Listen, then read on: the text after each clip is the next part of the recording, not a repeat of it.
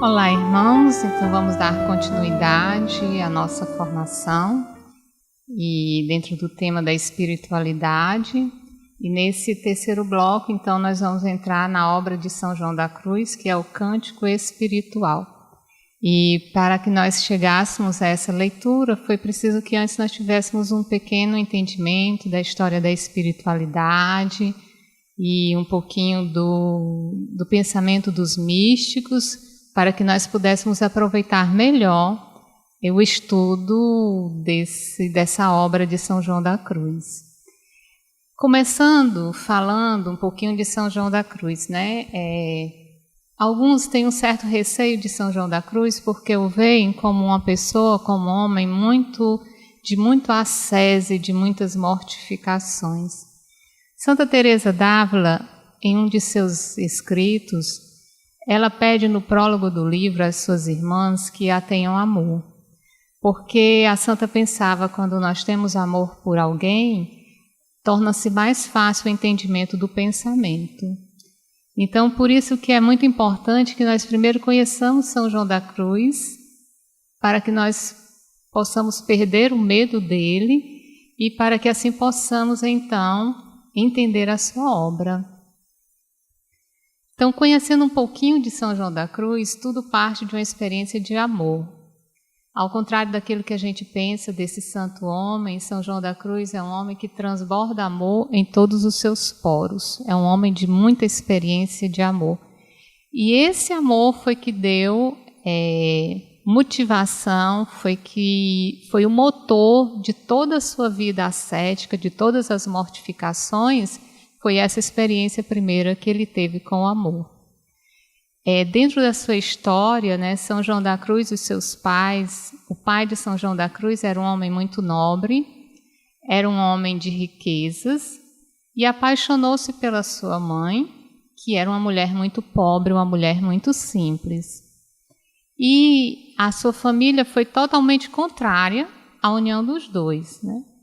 E os pais, os seus avós paternos, então, falaram para ele, olha, se você tiver decidido por essa mulher, então você vai ser deserdado, você vai perder tudo.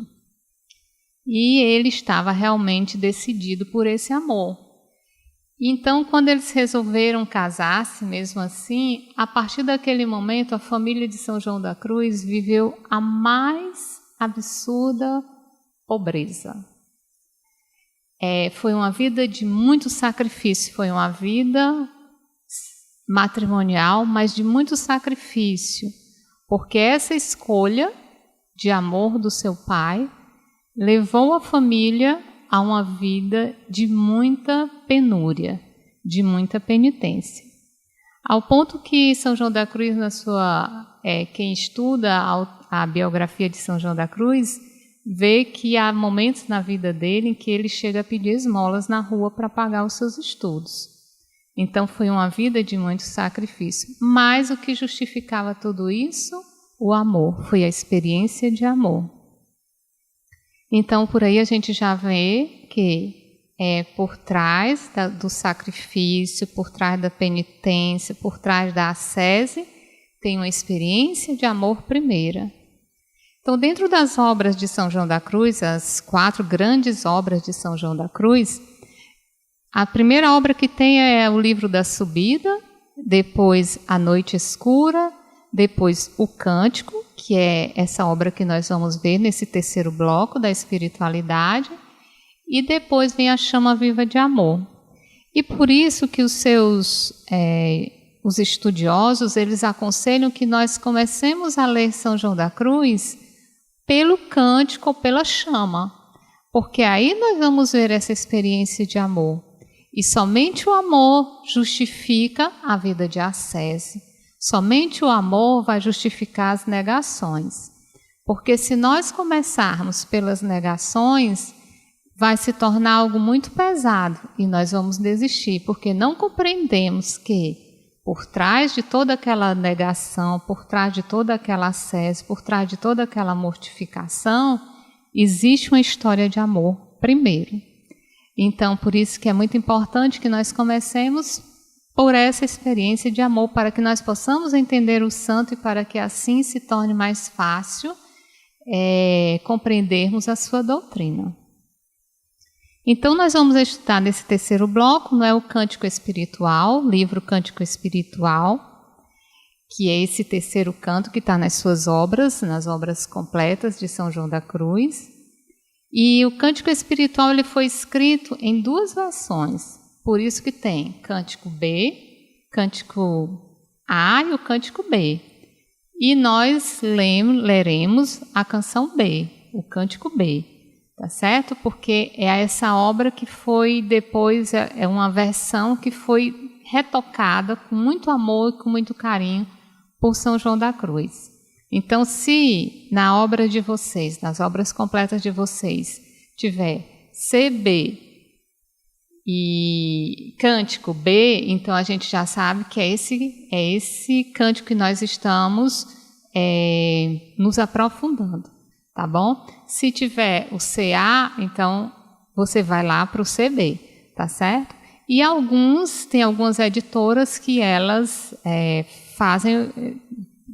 colocaram à nossa disposição somente o Cântico Espiritual. Então, quando ele não cita, é porque ele já está com o Cântico B, que é essa obra mais aprimorada de São João da Cruz, uma segunda versão que ele fez.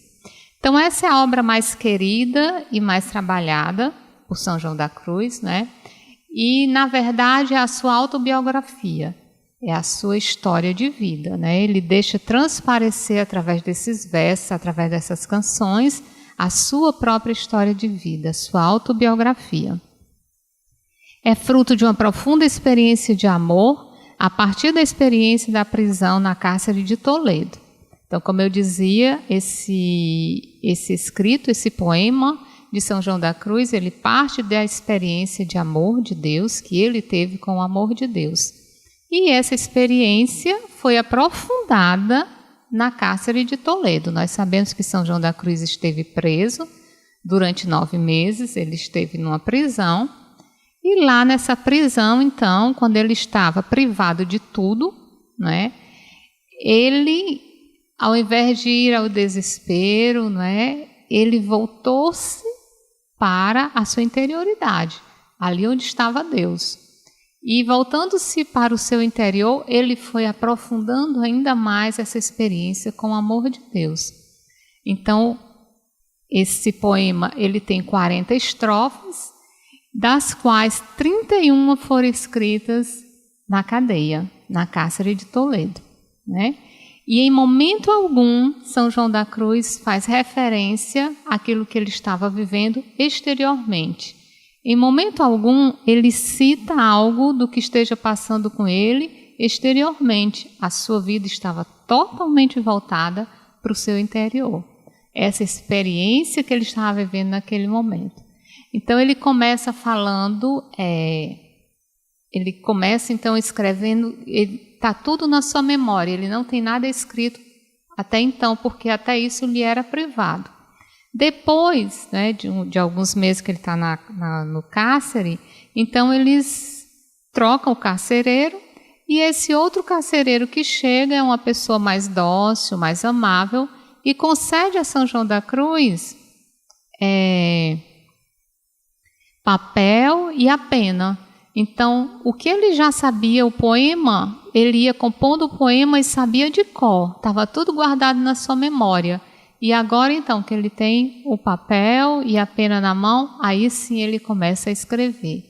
E ele vai escrever dedicando à irmã, a Madre Ana de Jesus, que era uma carmelita muito amiga sua. Então, ele compõe para ela, pensando nela, não é, a experiência que ele estava vivendo naquele momento. A literatura castelhana considera que é o mais belo poema, né, o Cântico Espiritual é o mais belo poema da literatura castelhana, não de São João da Cruz, mas de toda a literatura castelhana, né? Então, ela é considerada o mais belo poema. O santo ele tem necessidade de oferecer um caminho da vida espiritual. Então, ele não somente está partilhando aquilo que ele está vivendo, mas ele também sente uma necessidade muito grande de ser guia, de ser mestre para outras pessoas, não é? Por isso que também essa obra, ela tem esse princípio, ela tem esse objetivo também de guiar, de conduzir, não é? De levar as pessoas também a esse entendimento do que é a nossa vida espiritual. Então ele vai baseado nesse esquema do caminho espiritual. Nós vimos no bloco passado, né, em blocos passados, né, que a teologia escolástica, ela definia a nossa vida espiritual, ela tratava de 3 caminhos, né? A via purgativa, a via unitiva, a via iluminativa e a via unitiva, nessas 3 vias. Então ele vai colocar essas 3 vias dentro do poema. Tá certo? Então ele toma essas 3 vias e coloca dentro do poema, fazendo também a teologia mística, ou seja, aquela experiência, aquele conhecimento de Deus pela experiência que nós também já falamos no bloco passado. O título original que ele colocou para essa obra qual foi? As Canções de Amor entre a Alma e Deus. Né? Esse foi o título original. Então nós vamos ver que tudo parte do amor, que São João da Cruz realmente ele é esse homem do amor, de experiência do amor. Então somente o amor justifica as negações.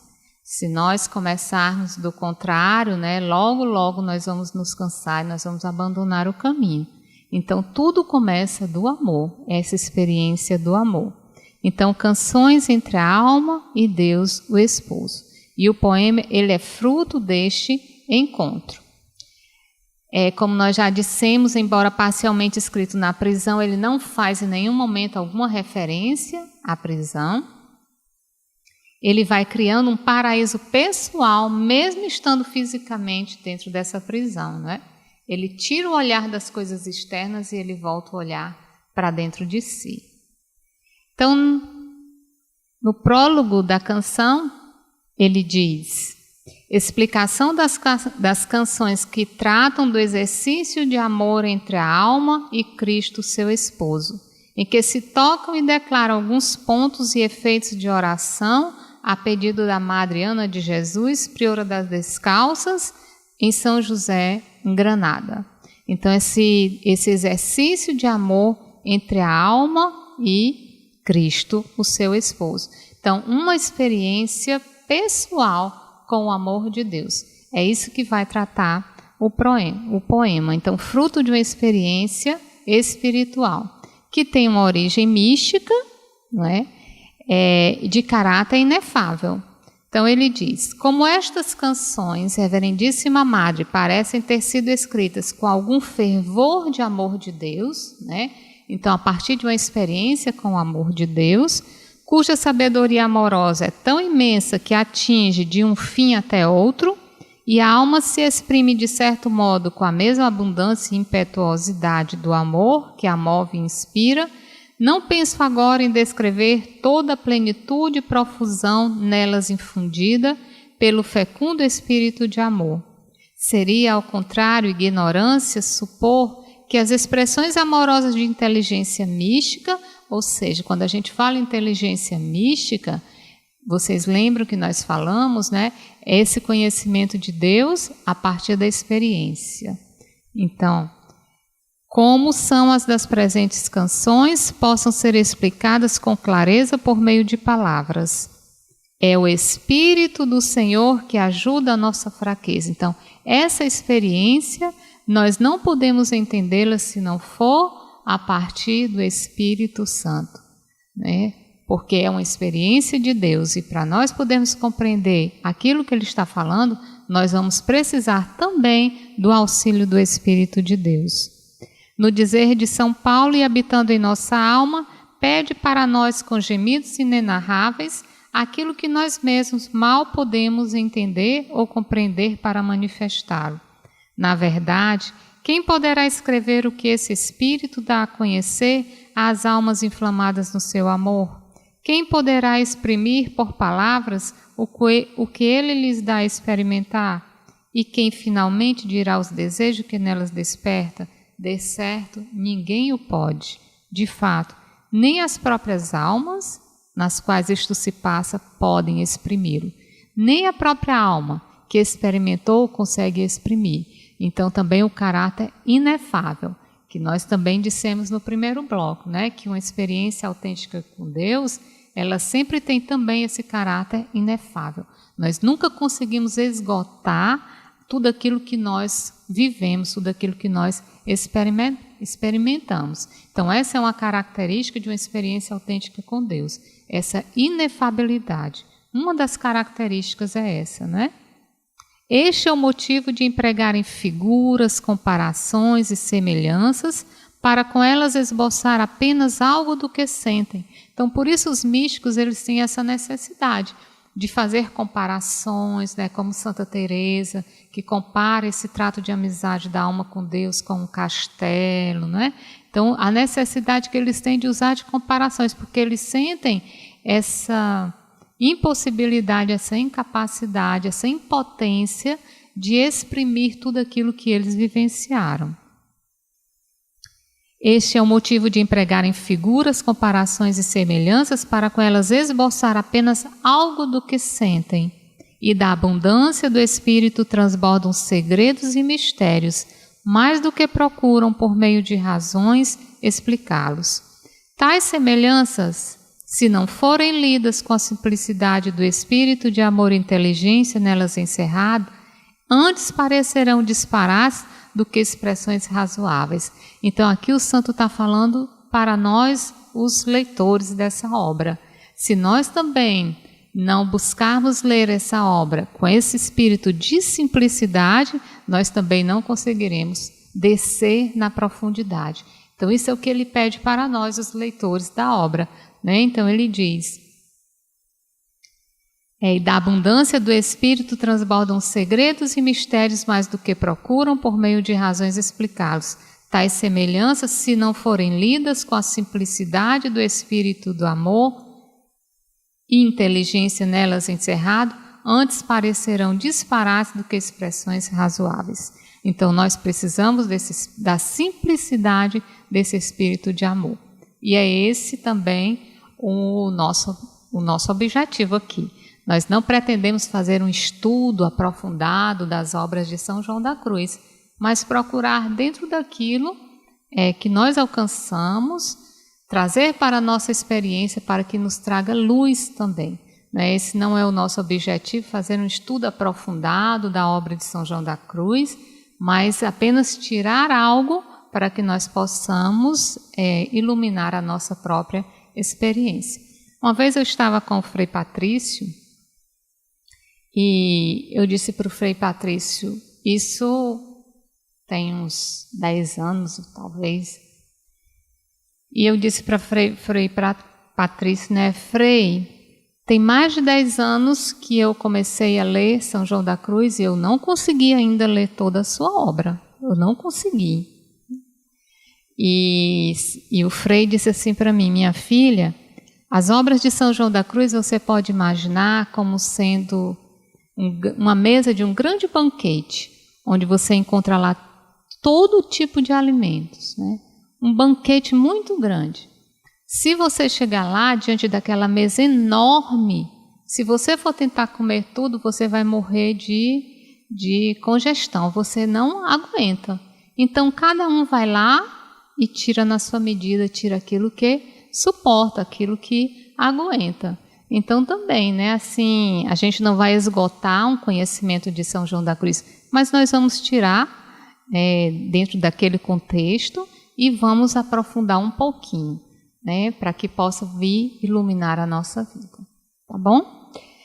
Então, tem a origem mística, né, tem um caráter inefável, ele pede para nós essa atitude de leitura, né, que nós possamos ler a sua obra com espírito de simplicidade, de amor. O amor que eu já falei, nós precisamos ter amor pelo santo, né? Conhecê-lo, conhecer a sua vida, porque se nós o amarmos, vai tornar-se mais fácil conhecer a sua obra. Também ele vai dizer vai falar um pouquinho também do que se passa da vida de oração, né? Então ele diz assim: serei, portanto, muito breve, sem contudo deixar de estender-me em algumas partes onde o pedir a matéria, e quando se oferecer a oportunidade de tratar e declarar certos pontos e efeitos da oração. Então, certos pontos e efeitos da oração. Então, é um poema oracional. É um poema que foi fruto de oração, foi fruto de uma experiência com Deus e deve ser lido nesse espírito de oração. Nesse espírito, deixa os teólogos fazerem os estudos e depois eles já nos dão tudo já mastigado, né? Mas nós vamos rezar. O mais importante é nós rezarmos, trazermos para a nossa vida oracional essa experiência de oração. Então, ela é fruto de uma experiência oracional e deve ser lida como tal. Serei, portanto, muito breve, sem contudo deixar de estender-me em algumas partes, onde eu pedir a matéria, e quando se oferecer oportunidade de tratar e declarar certos pontos e efeitos de oração, muitos dos quais são tocados nestas canções. Por esse motivo, não poderei deixar de explicar alguns deles. Então, por isso que depois que ele compõe o poema, ele vai dando explicações para cada estrofe. Então, ele mesmo vai fazendo essas explicações. Deixarei de lado os mais comuns para explicar rapidamente os mais extraordinários sucedidos às almas que, com o favor de Deus, passaram do estado de principiantes. Então, olha só.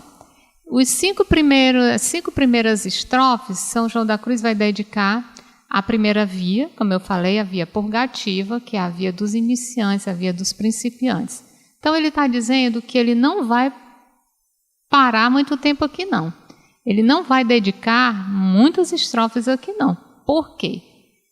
Porque, primeiro, que ele não é um principiante. O poema não foi escrito por um principiante. Segundo, ele não está escrevendo para uma pessoa principiante. Lembrem-se que ele está escrevendo, ele está dando um presente para a Madre Ana de Jesus, que ele vai dizer que ela, com o favor de Deus, já passou dessa fase dos principiantes. Então, e depois ele vai dizer o quê? Que já tem muita coisa escrita para principiante. Ele não tem interesse de estar falando para principiante. Os místicos, eles têm uma pressa muito grande. Santa Teresa de Jesus também, né? As obras de Santa Teresa, ela vai lá para frente, ela vai logo para as Sextas Moradas, ali ela dedica muitos capítulos, né? São os maiores capítulos que estão lá nas Sextas Moradas. Então, eles têm uma sede muito grande de nos levar logo para frente. Saiam daqui, vamos avante, né? Vamos passando logo para frente. Então, por isso que ele diz: deixarei de lado os mais comuns para explicar rapidamente os mais extraordinários sucedidos às almas que, com o favor de Deus, passaram do estado de principiantes. Assim faço por duas razões. Primeira, para principiantes há muita coisa escrita, né? Então já tem muita coisa escrita aí para as pessoas que estão iniciando, para os principiantes. Segundo, dirijo-me por seu mandado à vossa reverendíssima, a quem nosso Senhor já fez a graça de tirar desses princípios e levar mais adentro no seio do seu divino amor. Então, ele está escrevendo para a Madre Ana de Jesus, que não está mais no estado de principiantes. Por isso, ele vai parar apenas 5 estrofes para falar desse estado, que é o estado que nós vamos ver hoje. Tá certo? Hoje nós vamos entrar nesse estado, na via purgativa, que é a via dos principiantes. Espero, portanto, que, embora se escrevam aqui alguns princípios da teologia escolástica, que nós já falamos, acerca do trato interior da alma com seu Deus, não será inútil haver falado algum tanto puramente ao Espírito da maneira que o fizemos. Na verdade, se a vossa reverendíssima falta o exercício da teologia escolástica, com que se entende as verdades divinas, ou seja, se você não tem o conhecimento intelectual, né, da teologia, mas não lhe falta, porém, o da teologia mística, ou seja, a experiência na sua vida, a experiência de Deus, o conhecimento de Deus pela experiência. Então, pode lhe faltar o conhecimento da teologia, mas todos nós estamos aptos a fazermos experiência, conhecimento de Deus pela nossa experiência. Então, é isso que o santo vai falando. Eu estou ainda no prólogo, né? Não adentramos ainda no poema. Ele também vai falar no argumento. Então, ele vai dizer, né, que o objetivo dele é fazer um traçado de todo o caminho espiritual, né, todo o processo do nosso caminho espiritual. Então, ele diz no argumento: a ordem seguida nestas canções vai desde que uma alma começa a servir a Deus até chegar ao último estado de perfeição, que é o matrimônio espiritual. Então, veja aí, qual é o princípio? Desde que uma alma começa a servir a Deus. Olha, por isso que não dá, por isso que fazem 18 anos que a gente lê e não consegue terminar tudo. Porque aqui já dá para a gente parar e já discorrer 1 hora em cima só disso daqui. Então, para o santo, o início de tudo quando a alma começa a servir a Deus. Quando ela dá uma resposta, ela tem uma experiência do amor de Deus e ela responde a esse amor. Então, aí começa, de fato, a nossa vida espiritual. Então, até que nós não sirvamos, até que nós não respondamos a esse amor, a nossa vida espiritual ainda não teve um início. Então, ela começa aí. Até chegar aonde? Ao matrimônio espiritual. Então, todos nós somos chamados ao matrimônio espiritual, né? Seja casado, solteiro, celibatário, sacerdote, criança, idoso, todos nós somos chamados a monja, né? Todos nós somos chamados ao matrimônio espiritual.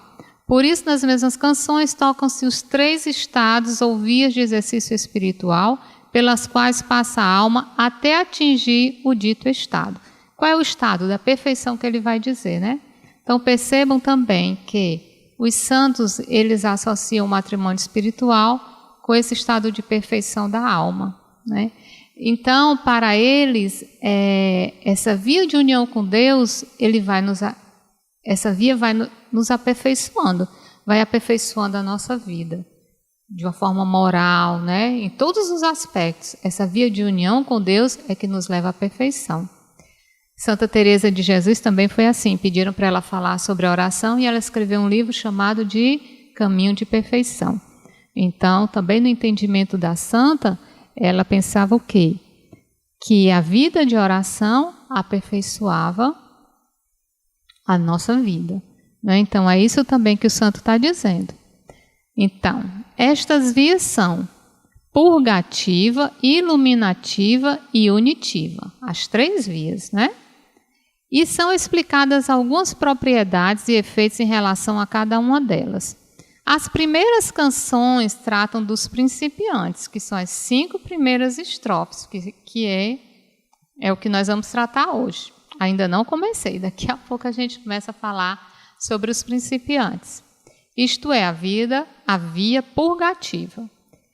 As seguintes tratam dos adiantados quando se faz o desposório espiritual. Então, a segunda via, a pessoa já entra no desposório espiritual. E esta é a via iluminativa. Depois seguem-se outras canções referentes à via unitiva, que é a dos perfeitos. Então, essas pessoas chegaram a quê? Ao matrimônio espiritual. Então, ele está obedecendo àquilo que a teologia escolástica, né, como ela exprimia a vida espiritual, né? Essas 3 vias. E aí o santo complementa: as últimas canções, enfim, tratam do estado beatífico, único intento da alma chegada ao estado de perfeição. Então o santo vai acrescentar ainda uma 4ª via, que ele vai botar, que é o estado beatífico. Por que ele vai fazer esse acréscimo? Para mostrar que esse processo de crescimento em nós, ele não termina nunca, só vai parar no céu, né? Quando nós, enfim, veremos a Deus face a face. Até lá, nós estamos dentro desse processo. Então, essas vias, né, nós vemos, é muito importante que nós a estudemos, que nós vejamos, mas na vida prática, nós sabemos que a passagem de uma via para outra, ela provoca crise dentro de nós. Ela dá uma desestabilizada na nossa vida, né? Então, as crises que nós passamos de uma passagem de uma via para outra. É muito importante isso, para que nós possamos compreender e aceitar as nossas próprias crises e para que nós possamos aceitar e compreender as crises pelos quais passam os nossos irmãos a quem Deus nos confiou, né? A quem Deus nos deu a graça de podermos acompanhar. Então, as crises, elas são muito necessárias para o crescimento. E nós precisamos aprender a dar respostas positivas para esses momentos de crise em que nós vivemos. Então, quem são os protagonistas do poema? É a alma, né? É um diálogo. O poema trata-se de um diálogo, né? Canções de amor entre a esposa e o esposo. Então, é um diálogo. E nesse diálogo, a alma, ou a pessoa que busca o seu amado, ela é quem mais fala. São 40 estrofes, 32 são dedicadas à esposa, ela é quem mais fala. E a outra pessoa é o amado, que se deixa buscar e encontrar, né? No entanto, ele é quem fala menos, mas ele é o grande protagonista, porque ele é o motivo da busca da amada. E é ele quem vai mudando a qualidade dessa busca. Ele vai aperfeiçoando, ele vai mudando as motivações, ele vai sustentando, né? Então, na verdade, ele está mais silencioso, né? Ele está mais calado, mas ele é o grande protagonista. Então, tem um caráter nupcial ou esponsal, é uma história de amor, né? O poema é uma história de amor, e no qual o pontapé de tudo é essa experiência de amor, né? Diz assim: começa a explicação das canções de amor entre a esposa e o esposo Cristo. Caindo a alma na conta do que está obrigada a fazer, vê como a vida é breve. Então, vocês lembram que nós falamos em bloco anterior, esse caindo a alma na conta, né? Então, tem um momento na nossa vida de que nós nos damos conta de que nós somos amados por Deus. Não é que Deus tenha começado a me amar naquela hora, porque nós somos amados por Deus desde toda a eternidade, né? Nós sempre fomos amados por Deus. Agora, tem um momento na nossa vida de que nós nos damos conta desse amor, né? E quando nós fazemos a experiência desse amor, essa experiência com amor me leva a dar respostas. Eu sou motivada a dar respostas a esse amor. Então, nós começamos a dar essas respostas dentro dos meus limites, dentro da minha humanidade, né? Mas eu começo a dar respostas de fidelidade a esse amor, né? Então, isso é o início de tudo, esse é o começo de tudo. Então, a pessoa ela vai respondendo, né, a essa experiência de amor que ela tem, né?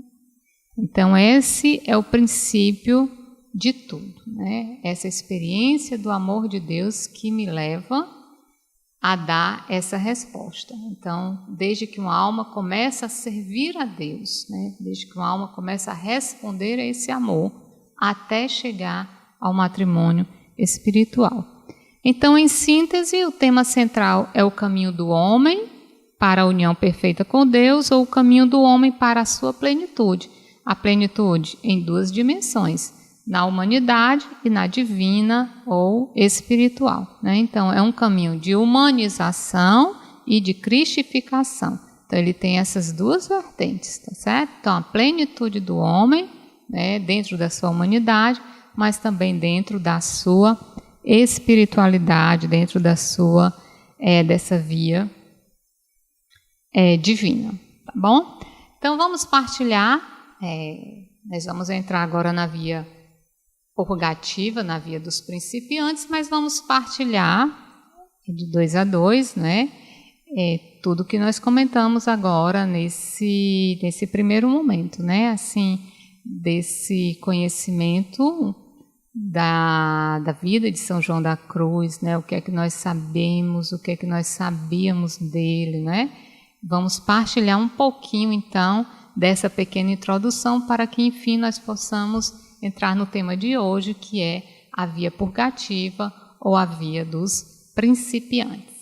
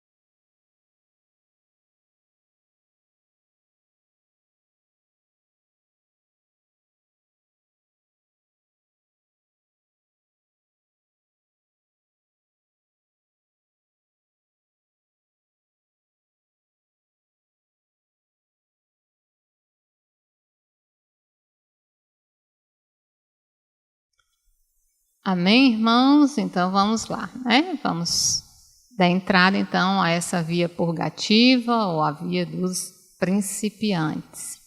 Como só são 5 estrofes, eu vou ler as 5 estrofes e depois nós vamos aprofundando um pouquinho cada estrofe, tá certo? Onde é que te escondeste, amado, e me deixaste com gemido?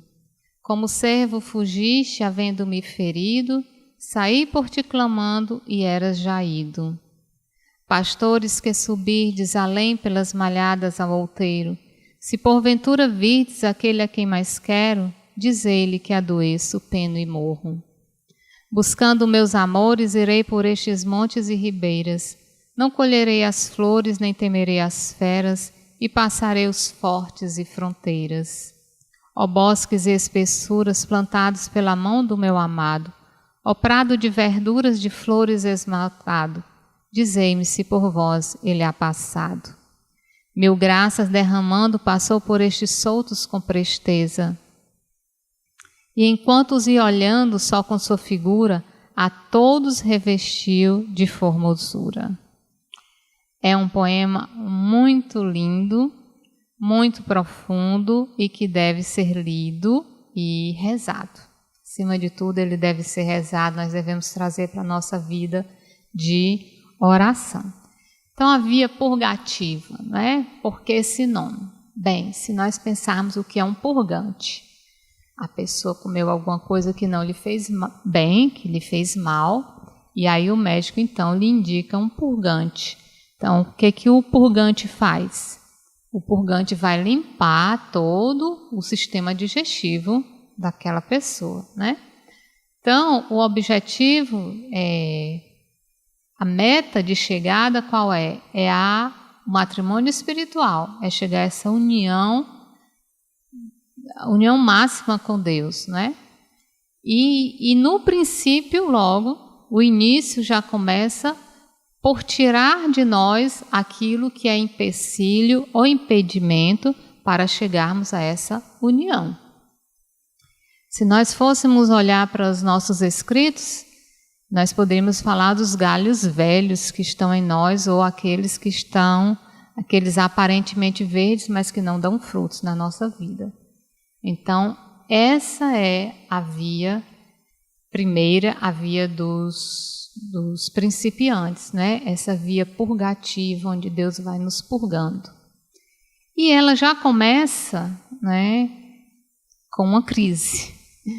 Ela dá início com uma crise, porque a pessoa já começa perguntando onde é que te escondeste, amado. Então, ela teve uma experiência, primeira com o amor de Deus. Ela vinha dando respostas de fidelidade a essa experiência de amor.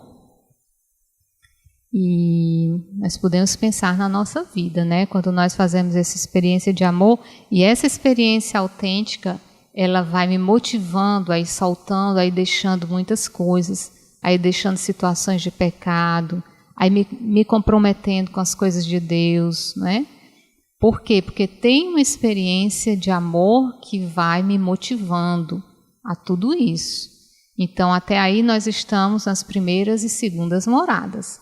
Há uma experiência de amor que está sustentando, né? Que está servindo como motor para essas minhas respostas de fidelidade. Então, eu vou respondendo dentro daquilo que eu, na minha estrutura, consigo naquele momento. Então, eu vou respondendo.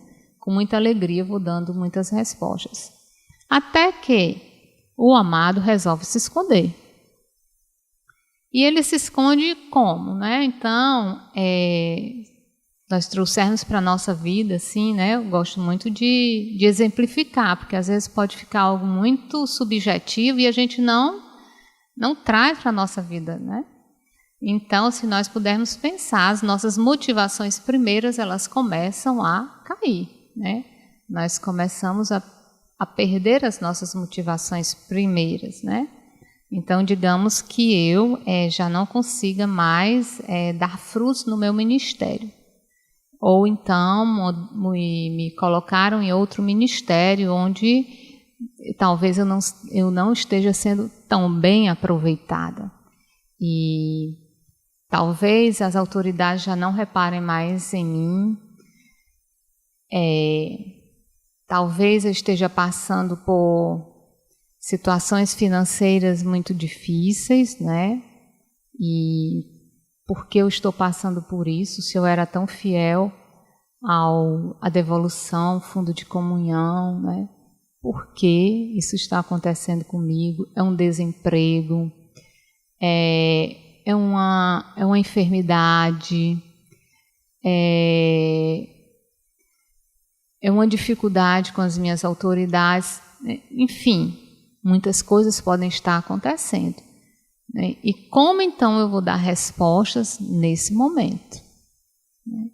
Então esse já começa com um momento de crise. Essas são as nossas primeiras crises, né? Quando as motivações primeiras elas começam aí caindo, né?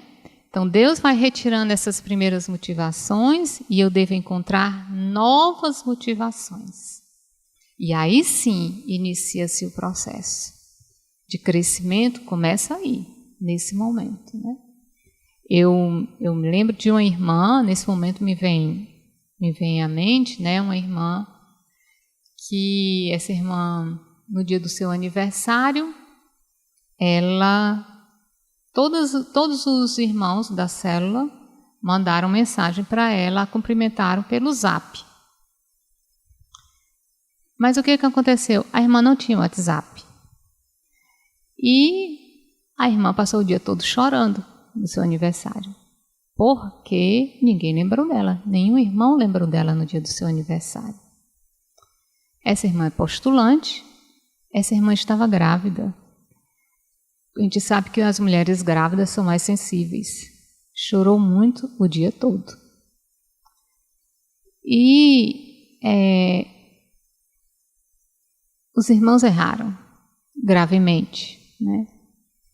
Mas nós precisamos ser capazes de passar por cima das falhas dos irmãos, né? Se porventura isso acontecer, e não parar a nossa busca de Deus, a nossa caminhada, o nosso processo espiritual por conta disso, né? Então, Deus quis isso. Deus quer esse tipo de relacionamento entre nós? Não. Mas Deus se utiliza dessas fraquezas para nos fazer crescer. Então, eu devo dar resposta de fidelidade a Deus, mesmo diante de situações como estas. Por quê? Porque eu quero a Deus. Então, as minhas motivações vão ficando cada vez mais centradas em Deus, elas vão sendo purificadas, né? Porque no princípio, quando tudo era mais fácil, quando eu me sentia amada, valorizada, né? Isso tudo servia como motor, mas por dentro disso tudo também poderia estar mesclado o meu egoísmo, a minha necessidade de ser aceita, a minha autoestima, a minha baixa autoestima, que quer ser aceita por todos, que quer ser amado, e tantas coisas, né? Então Deus começa a purificar as nossas motivações, para que Ele seja verdadeiramente o meu alvo. Então a alma vai passando por isso, né? Então, como é que te escondeste, amado, e me deixaste com gemido, como servo fugiste, havendo-me ferido, saí por ti clamando, e eras já ido. Então, essa primeira fase de experiência com Deus, parece que ela adormece. E nós vamos ter que fazer busca de Deus, nós vamos ter que sair do nosso lugar para procurar a Deus. Então o santo vai dizer: e para que esta alma sequiosa venha encontrar o esposo e unir-se a ele por união de amor, conforme é possível nesta vida, e consiga entreter sua sede com esta gota que do amado se pode gozar aqui na terra, será bom que lhe respondamos em nome do esposo a quem ela se dirige. Vamos, portanto, mostrar-lhe o lugar mais certo onde ele está escondido, e aí possa a alma achá-lo seguramente. Então, estou no comentário número 6 da primeira canção, tá bom? Vocês podem me acompanhar também e anotar para depois vocês rezarem. Então, a alma já começa a se desiludir com algumas coisas. E onde é que ela vai buscar Deus? Ele está dizendo que ela vai fazer essa procura por Deus, voltando-se para o seu interior. Vamos, portanto, mostrar-lhe o lugar mais certo onde ele está escondido, e aí possa a alma achá-lo seguramente, com a perfeição e o deleite compatíveis com esta vida. Deste modo não irá a alma errante em vão, atrás das pisadas das companheiras. Para alcançar este fim, é necessário observar aqui o seguinte: o Verbo, Filho de Deus, juntamente com o Pai e o Espírito Santo, está essencial e presencialmente escondido no íntimo ser da alma. Para achá-lo, deve, portanto, sair de todas as coisas segundo a inclinação e a vontade, e entrar em sumo recolhimento dentro de si mesma, considerando todas as coisas como se não existissem. Ou seja, eu quero é Deus. Eu não vou parar minha caminhada aqui por conta disso. Considera isso como se esse fato não tivesse acontecido. Passa por cima disso.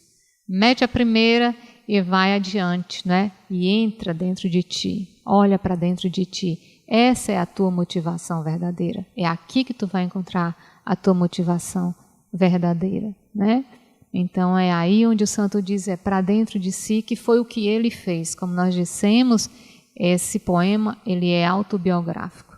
O santo não se perdeu no que estava passando fora de si, mas ele olhou para dentro de si e foi ali onde ele foi fazendo a sua experiência.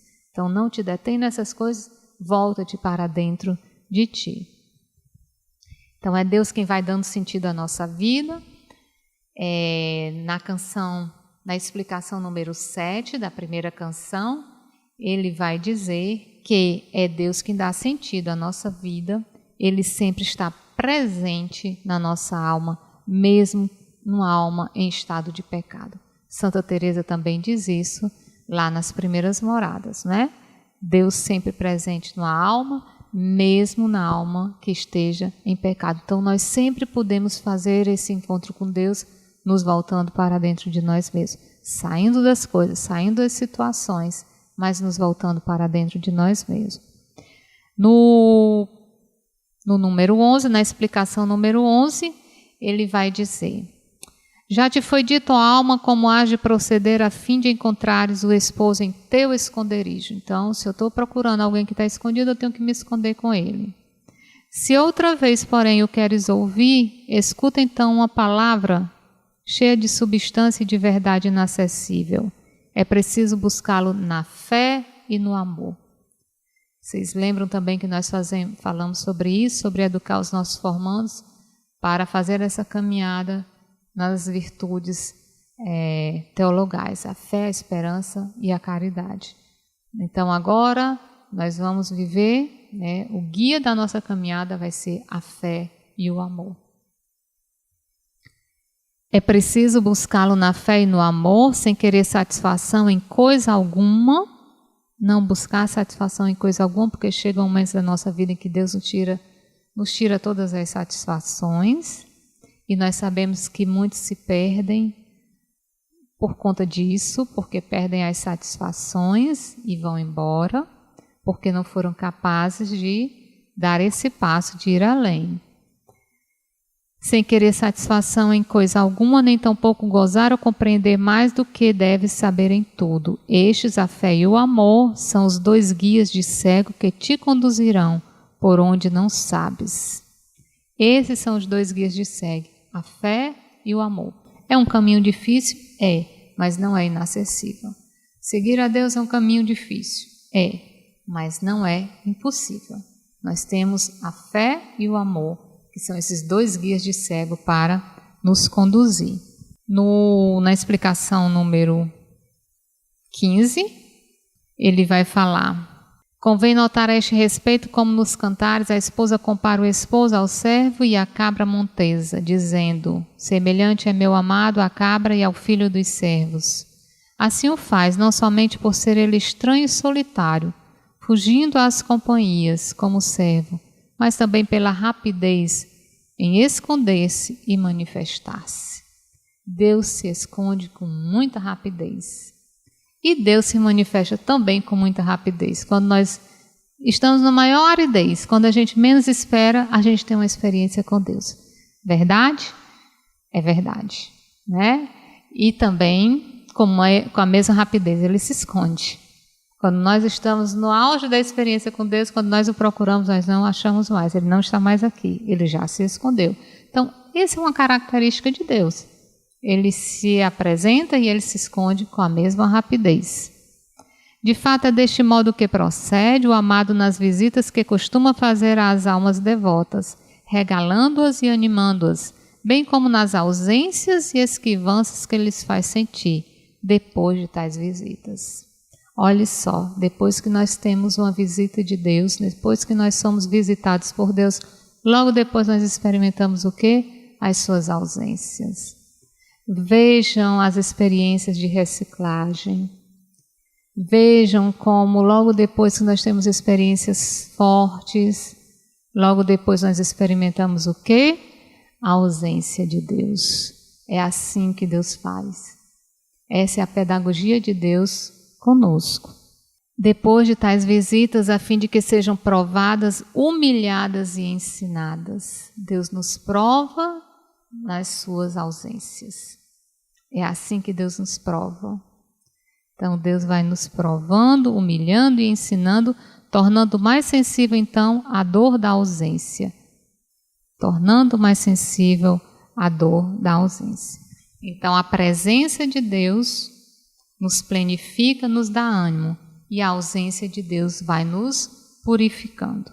Então, neste primeiro momento, nós sofremos esses altos e baixos da presença e da ausência de Deus. E nós temos que aprender a ir além.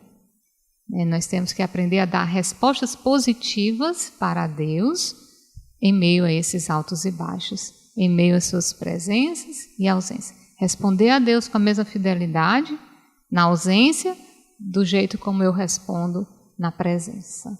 Né? Então, isso é um crescimento espiritual. Isso é sinal de que nós estamos dando respostas de crescimento espiritual. E essa resposta tem que ser na liberdade. Né? Os místicos, eles sempre dizem que não existe possibilidade de união com Deus se não for na liberdade. Então, é um caminho que eu tenho que fazer. Não são os outros que têm que fazer por mim. Né? É algo que tem que vir de mim. Né? Essas respostas vêm da minha pessoa. Eu respondo. Eu vou dar essas respostas livremente. Né? Então, não há possibilidade de união se não há essa liberdade. Aí na canção 2, então, ele vai dizer, né? Pastores, a esposa está dizendo, pastores que subirdes além pelas malhadas ao outeiro. Quem são os pastores? São os mediadores. Então, ela não encontra mais Deus, ela está procurando por Deus, e ela agora vai para quem? Para as mediações, e ela pergunta para eles, né? é quando nós começamos a nos encomendar às pessoas, né? Pedindo às pessoas que rezem por nós. Nós vamos atrás das pessoas, né? Nós pedimos orações, nós pedimos ajuda, né? Então é esse momento, pastores que subirdes além pelas malhadas ao outeiro, se porventura virdes aquele a quem mais quero, dizer-lhe que adoeço, peno e morro, porque essa ausência de Deus provoca tudo isso dentro de mim. Então por isso que eu vou aos outros, eu procuro, eu me movimento, né? Porque eu sinto falta, eu estou adoecendo, essa ausência está me levando a um adoecimento, né? Então, por isso que eu vou aos mediadores. Mas os mediadores não me dão aquilo que eu quero. Então, também isso faz parte, né, desse processo. E vejam bem, ele está falando para os principiantes. Também a gente vê também um número de pessoas que deixam o caminho porque se decepcionaram com as mediações. Faz parte do processo de crescimento essas desilusões com os mediadores. Como o nome está dizendo, eles são mediação. Eles não são o objeto da nossa busca. O que nós queremos é Deus. Então, eles nunca vão tomar o lugar de Deus. Eles nunca vão nos dar aquilo que verdadeiramente nós queremos. Então, nós temos que amadurecer também nesse aspecto, né? E amadurecer e ajudar os nossos formandos também a crescerem nisso. Eu não sou Deus. Eu não sou Deus. Eu não tenho respostas para tudo. Às vezes a gente quer ter resposta, a gente acha que o formador tem que dar resposta para tudo. A gente tem que ter a humildade de dizer, eu não sei o que Deus está querendo. Eu não consigo também vislumbrar, mas vamos rezar.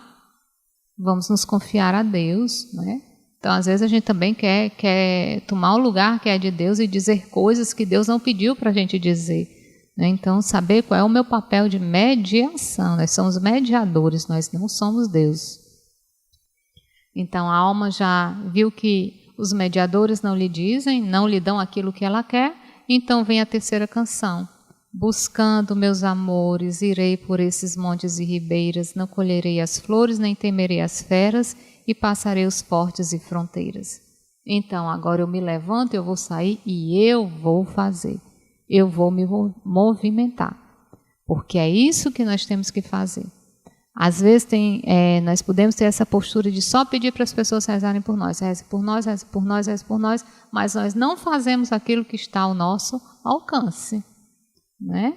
Então nós temos que também ajudar os nossos irmãos a eles darem os passos por eles mesmos. Eu tenho que ser uma ajuda eficaz. Nem eu posso dar força demais, que eu posso esmagar o irmão, nem uma força de menos que ele não se sinta apoiado, mas eu tenho que ter esse justo equilíbrio para que ele dê os passos dele. Se eu só consigo dar 5 passos, eu vou dar os meus 5 passos, mas eu tenho que dar as minhas respostas para Deus. Então, buscando meus amores, eu vou buscar. É uma responsabilidade minha, é um papel meu no qual eu tenho que fazer. Eu tenho que buscar a Deus sem esperar por ninguém. Eu tenho que dar os meus passos. Então, buscando meus amores, irei por estes montes e ribeiras. Então, eu vou passar por esses altos e baixos, porque o que está me motivando é o amor de Deus, né? Eu quero Deus e eu passo por cima disso. Não colherei as flores, nem temerei as feras, e passarei os fortes e fronteiras. Pode vir, né? Eu vou me fortificando cada vez mais. As provas na nossa vida, e como nós dissemos, essas crises, nós vamos dando respostas de fidelidade às crises que nós vivemos. Quando nós começamos, né, na nossa caminhada, Deus vai nos dando algumas provas. E Ele não começa com grandes provas, Ele vai nos dando. E nós vamos respondendo com fidelidade a essas provas. E nós passamos. Logo depois, como nós respondemos com fidelidade, Deus vai me dar a prova maior. Eu sinto ter que dizer isso, mas eu tenho que dizer. Então Deus vai nos dando provas maiores. Porque eu respondi com fidelidade aquela prova. Deus vai me dar essa prova ainda maior. E eu, dentro da minha humanidade, apoiada pela graça de Deus, consigo responder com fidelidade. Aí Deus dá uma trégua, né? Aí depois Deus me dá uma prova maior do que aquela que eu passei. Então, a pedagogia de Deus é essa, né? Deus vai fazendo isso. Então, nós vamos amadurecendo e vamos nos fortalecendo. E por isso ele diz, né? Eu não temerei as feras, passarei fortes e fronteiras, porque essa alma que ela amadureceu, pode vir o que vier. Santa Teresa dizia, Senhor, o mundo pode vir abaixo, mas eu não me separo de ti. Por que ela dizia isso? Em que momento da vida dela ela dizia isso? Ela já estava na maturidade espiritual. Podia acontecer o que acontecesse, não havia mais quem rompesse essa união. Não tinha mais quem rompesse essa união. Então, nós vamos nos fortalecendo também, né? A cada prova nós saímos dali mais fortalecidos, né? Então, Deus vai, com a sua graça, nos fortalecendo e nos ajudando a dar essas respostas de fidelidade. Mas nós precisamos fazer o que é da nossa responsabilidade, o que nós alcançamos fazer. Não devemos esperar tudo que os outros façam e que eu faça movimento algum. Mas eu preciso dar as minhas respostas de fidelidade. Daí então vem a canção 4, né, em que a alma está buscando a Deus, ela resolve se levantar e ela busca e ela enfrenta, e aí então ela se volta para as criaturas, ela se volta para a criação. Os mediadores não me deram aquilo que eu quis, né? E ela se volta para a criação, ela vai para a contemplação, né? E ela então olha para as criaturas, ela olha para a criação de Deus e ela pergunta, ó bosques e espessuras plantadas pela mão de meu amado, vejam que São João da Cruz está trancado dentro de uma prisão e coloca na 4ª estrofe o quê?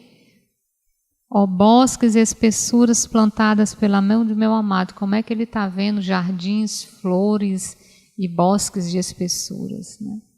Esse olhar voltado para dentro. Ó bosques e espessuras plantadas pela mão do meu amado, ó prado de verduras, de flores esmaltado, dizei-me se por vós ele há passado. Então ela se volta para a criação. E aqui então ela tem postura de contemplação. Ela vai contemplar a Deus na criação. Ela vai contemplar, a criação, e contemplando a criação, ela faz essa experiência de Deus, né? Então ele diz assim na explicação: a alma já deu a entender como convém dispor-se para começar este caminho. Não procurar deleites e gostos e ter fortaleza para vencer as tentações e dificuldades. Nisto consiste o exercício do conhecimento próprio, porque nós vamos nos conhecendo, né? Esses processos, esses altos e baixos, quantas coisas a gente vai descobrindo. Quantas coisas nós vamos conhecendo de nós mesmos que nós não imaginávamos, né? Então é um processo muito grande de autoconhecimento. Nisto consiste o exercício do conhecimento próprio, que é a primeira coisa requerida para chegar ao conhecimento de Deus. Agora, nesta canção, começa a caminhar pela consideração e conhecimento das criaturas ao conhecimento de seu amado. Então, agora, pela experiência com as criaturas, ela faz a experiência de Deus, Criador delas, né? Então, ela se volta para a contemplação, para contemplar as criaturas, e nessa contemplação ela faz uma experiência de Deus. Então a mística se fundamenta na realidade do homem, na nossa realidade. Nós não precisamos sair fora de nós para nós fazermos essa experiência com Deus. Deus se manifesta para nós dentro das nossas realidades, dentro da nossa vida. E aí vem o autoconhecimento, conhecimento das criaturas que me levam para Deus, né? Então essa postura contemplativa que vai me levando para ter essa experiência com Deus, né? E aí eu lhe pergunto, há quanto tempo você não faz essa experiência de contemplar a natureza, de ver um pôr do sol, de ver um nascer do sol, acordar mais cedo, ver um nascer do sol, né? Porque ali Deus deixou o seu rastro, né? E tantas experiências nós podemos fazer com Deus através dessa contemplação. Eu li um livro de uma monja mística chamada Anne Catherine. Esse livro é um tratado sobre a Santíssima Virgem Maria, uma monja agostiniana. alemã, e ela foi estigmatizada, tinha experiências a maior parte do tempo ela estava em êxtase, né? Não se alimentava somente da Eucaristia, viveu entre o século XVIII e o século XIX, acho que ela já morreu do século XIX, e ela tinha experiências muito profundas de Deus, né? E ela, então, e um dos momentos mais fortes para mim foi quando ela, em êxtase, viu o nascimento da Santíssima Virgem Maria. Então, ela diz, né, que naquele momento que Nossa Senhora nasceu, ela ouviu um cântico, né, na criação muito suave, entoou-se um cântico de uma harmonia muito profunda. E ela viu também que as árvores, elas balançavam as suas folhas, havia um movimento nas árvores, né? E ela descrevendo, e eu lendo aquele capítulo, aqueles parágrafos, eu pensava assim comigo, meu Deus, isso é um olhar de uma pessoa contemplativa, porque uma pessoa muito dispersa e muito distraída, ela não presta atenção. Ela não escuta esse canto suave, ela não vê esse movimento, ela não seria capaz de ver esse movimento das árvores anunciando que a Santíssima Virgem havia nascido. Então que nós também estejamos atentos, porque Deus também passou ali e deixou ali o seu rastro, né? Então nós podemos também fazer essa experiência de Deus na sua criação. E aí, já finalizando, nós vamos para a canção 5, quando as criaturas respondem para a esposa, né? Então agora são as criaturas que respondem, a criação responde. Mil graças derramando, passou por estes soltos com presteza, e enquanto os ia olhando, só com sua figura, a todos revestiu de formosura. E ele dá a explicação, ele diz: nesta canção as criaturas respondem à alma. A resposta, conforme afirma também Santo Agostinho, é o testemunho da grandeza e excelência de Deus, dado nas mesmas criaturas à alma que, pela consideração, as interroga. Assim encerra-se nesta canção, em substância, o seguinte: Deus criou todas as coisas com grande facilidade e rapidez, deixando nelas um rastro de quem Ele é. Deus deixou na criação um rastro de quem Ele é.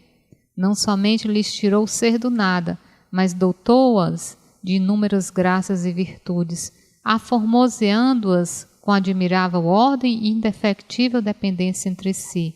Tudo isto fez por meio da sua sabedoria, com a qual as criou, e esta é o Verbo, seu unigênito Filho.